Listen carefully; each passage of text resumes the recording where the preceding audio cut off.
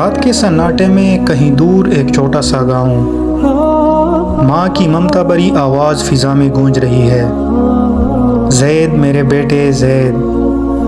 لیکن جواب میں صرف ہوا کی سسکی تھی۔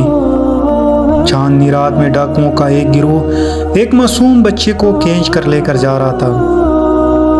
اس بچے کی آنکھوں میں خوف تھا، دل میں سوال تھا، کیا میں کبھی اپنے ماں باپ کو دیکھ پاؤں گا؟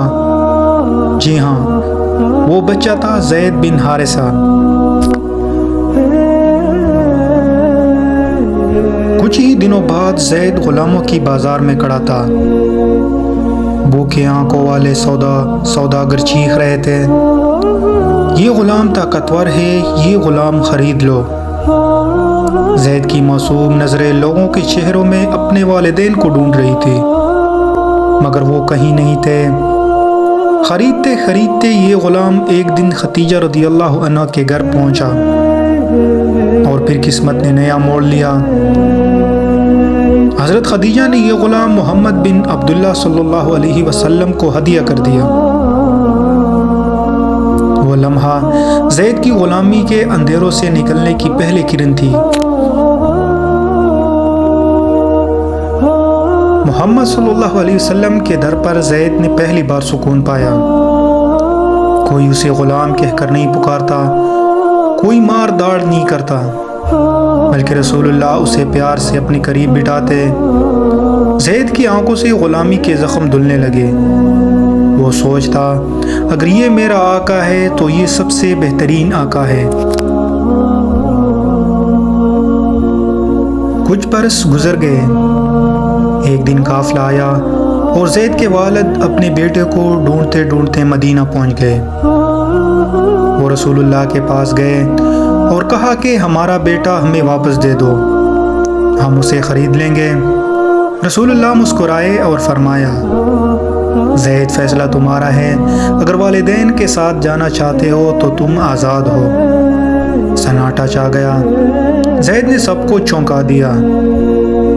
زید نے کہا کہ میں اپنے والدین کو چھوڑ سکتا ہوں، مگر آپ کو نہیں چھوڑ سکتا۔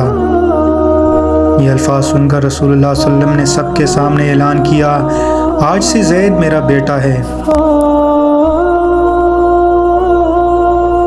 وقت گزرتا گیا۔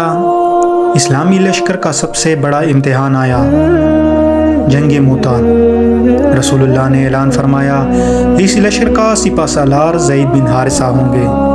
سب حیران تھے کہ ایک غلام سپہ سالار کیسے ہو سکتا ہے، لیکن اللہ نے انہیں قیادت کے لیے چن لیا تھا۔ میدان جنگ میں زید نے پرچم اسلام تامے، کہا، میں پیچھے نہیں ہٹوں گا چاہے جان چلی جائے۔ تلواروں کے وار، نیزوں کی بارش، اور پھر وہ لمحہ آیا جب زید شہید ہو گئے۔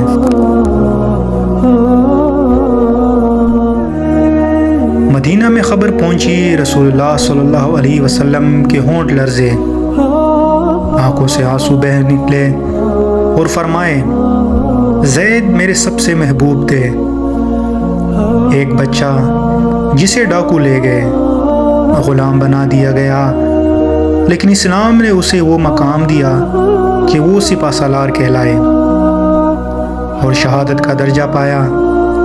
یہ تھا اسلام کا معجزہ، جو غلاموں کو عزت دیتا اور کمزوروں کو امت کا رہنما بنا دیتا۔